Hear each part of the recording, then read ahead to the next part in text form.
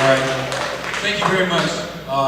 Some of you may know me because I do a program here called Finish First. And believe it or not, this is really a very important honor of mine to be able to speak with you.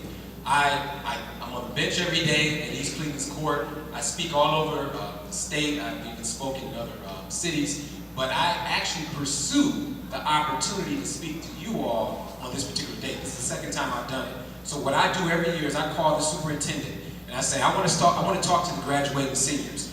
I don't want to do a graduation speech, but I want to talk with you. So regardless of the fact that people often ask me to come and speak, I ask to come and speak to you today because there's some very important things I want to share with you based on what I see every day as a judge. And I think it's also important because, again, as Mr. Wilson said, I went to all the schools here in East Cleveland, graduated, came back after college, ran for judge, and now I am serving as your judge. And I think that calls for my duty to come back and talk with you as much as I can to tell you not only how to do that, but also how to avoid the traps that are out there to keep you from achieving your goals. So I'm going to speak with you briefly. It's not going to be very long. I have Magistrate Little with me.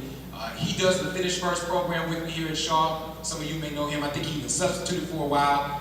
So he may chime in because we do these presentations together.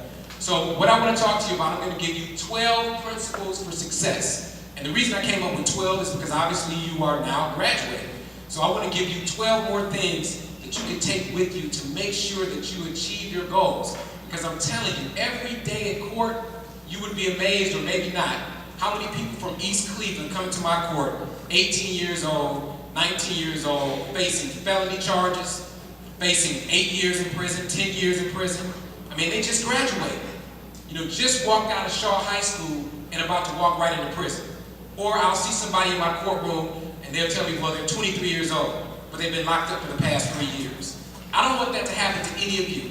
I don't want any of you to have to take the road to jail in order to achieve your goals, or I don't want any of you to be derailed by some of the traps out there or the temptations in our community.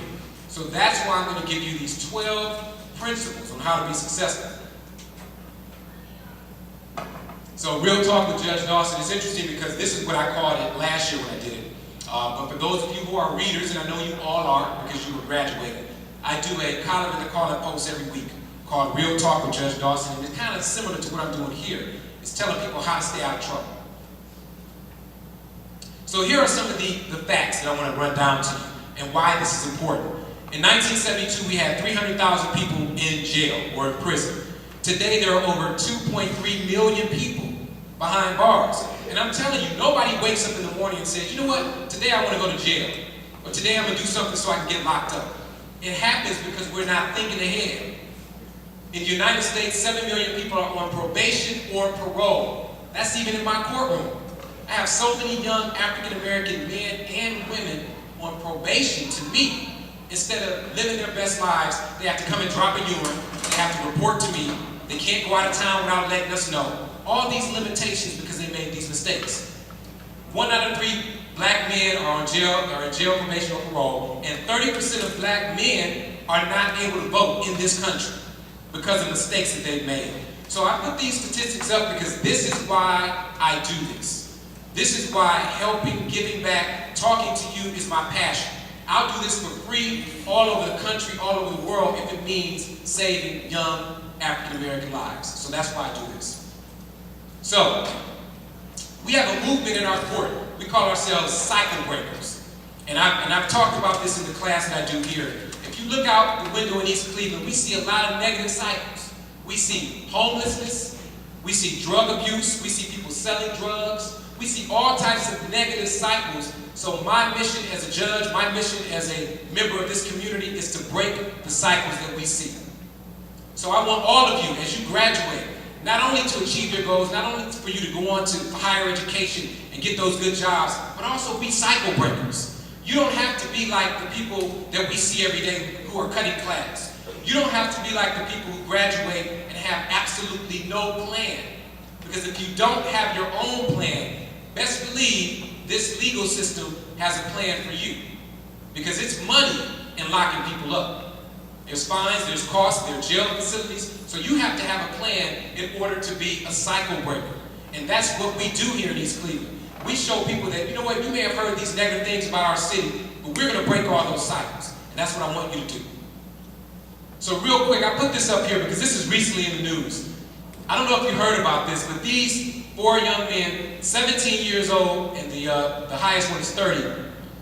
There was an accident where an older man, he was 54 years old, he hit a kid in his car. And when he got out of his car to see if the young boy was okay, these 4 men jumped on him and beat him almost to death.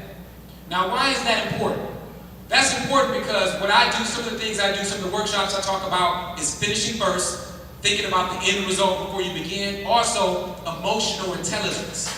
How to manage your emotions when we have crisis. Okay, so you see a 10-year-old boy on the ground hurt. You see this white man who hit him getting out the car. Why is it that our African-American brothers, the first thing we think is, we're going to whoop this dude's butt? Not thinking that now all 4 of these men are charged with attempted murder. All 4 of them. So you have a 17-year-old, 19-year-old. These men haven't even began their lives. But they're going to start defending their lives so that they don't either go to jail or something worse. So again, we have to be able to manage our emotions. We have to think about the worst possible scenario before we begin. All right, so here we go. What is a cycle breaker? A cycle breaker is someone like me or you. We recognize a negative situation, whether it's in our community, whether it's in our family. Let me give you an example. If you say something like this, well, my cousin sells drugs, and my uncle sold drugs, and then my father sold drugs, so naturally I'm going to sell drugs. That's a cycle that we need to break. Or my auntie didn't go to high school, she dropped out, she didn't go on and complete her education, so I'm not going to do it either. So what we need to do is recognize that some of the things that have happened in our families, some of the things that have happened in our communities are negative, and we need to break those cycles. For instance, in my particular family, my brother and I were the first ones to go to college. Some of you may know my brother or may have heard of him. He graduated from Shaw also. His name is Dawson. He does the news on Fox 8. He's been there many, many years. But he's also a product of East Cleveland. So we were definitely 2 people that said, you know what? We're going to break those stereotypes of what they say about men and women who graduate from Shaw High School. We're going to show them that we can go on to be successful. So that's what being a cycle breaker is about. Recognize a negative situation in your life, in your family, or in your community. And then you make it your business not to repeat the cycle. Really, that's it. You look at something and say, you know what? I see her tripping out. I'm not going to do that. You know, I see old boy, all he wants to do is hustle. All he cares about is clothes and money. I'm not going to go into that. I'm not going to fall into that trap. That's what it takes for you to be a cycle breaker. It's really not that hard. Why is it important to be a cycle breaker? So that you don't make the same mistakes, so that you don't derail your future, so that you live your best life, and so that you stay out of jail, so that you don't have to come to my court and say, Judge Dawson, I'm sorry. I don't want to do 6 months in jail. I don't want to do 2 years in jail. If you make the right decision on the front end, you don't have to